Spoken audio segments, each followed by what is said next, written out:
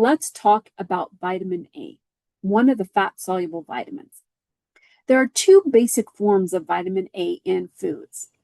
One is preformed vitamin A. That's found in foods like organ meats. The other form is beta-carotene, found in carrots and other foods. Beta-carotene is what we call a provitamin or a precursor to a vitamin.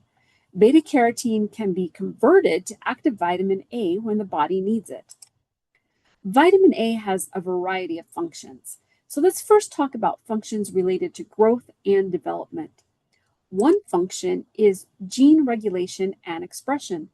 Vitamin A binds to a variety of proteins in your cells, which then turn specific genes on or off. Vitamin A is also used in cell differentiation. This is a process that tells a stem cell to become a specific cell, like a skin cell or a GI cell.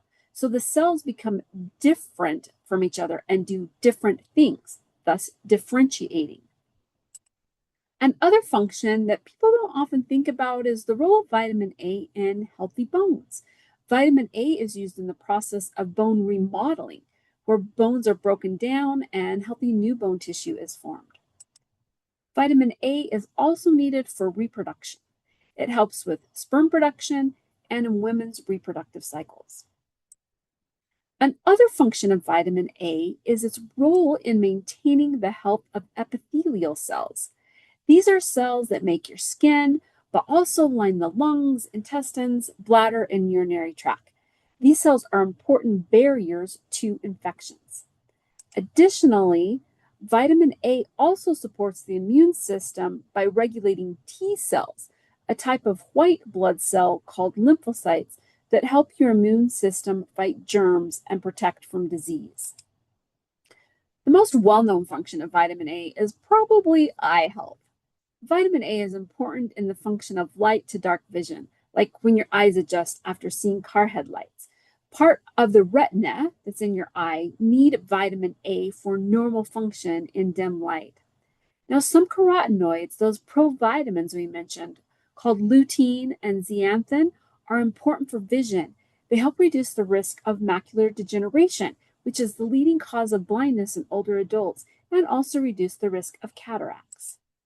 Now, if a person is deficient in vitamin A, those many functions related to vitamin A obviously don't work properly. In vitamin A deficiency, people can develop night blindness. And with prolonged deficiency, the cornea of the eye doesn't produce enough mucus, which leads to a condition called xerophthalmia, a very dry eye that gets scratches and scars, and eventually the damage leads to blindness. Vitamin A deficiency affects the epithelial cells.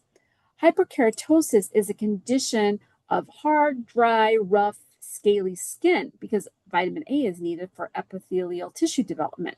So too much keratin is formed, and that causes bumps on the skin when you have vitamin A deficiency. Now, the breakdown of the epithelial cells in the GI tract, the respiratory tract, and skin increase the risk of infection because we don't have that barrier, and it's easier for pathogens to enter the blood. And additionally, the immune system can't function effectively because vitamin A is not there for the T cells. Can you get too much vitamin A?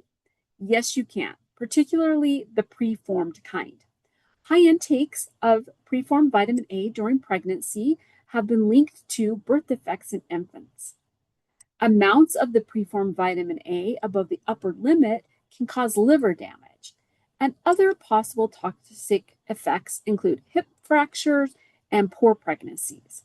Now, these toxic effects come from preformed vitamin A, not the provitamin carotenoids. But if you consume too much beta-carotene, that can lead to hypercarotenemia and discoloring of the skin. In this picture, you see a 23-year-old woman's yellow-orange hand next to another person's hand for context. This woman was a vegetarian, and she'd been eating a really low-calorie diet that had a high content of orange juice, pumpkins, and carrots. This led to high amounts of carotenoids in the body. She didn't have a vitamin A toxicity, as dietary carotenoid conversions to vitamin A is regulated and only converted as needed. But she did have hypercarotenemia or excess carotenoids in her blood. So we've mentioned a little bit about preformed vitamin A and carotenoids, and these are the two ways you get vitamin A. Preformed vitamin A is the form that has the toxicity risks.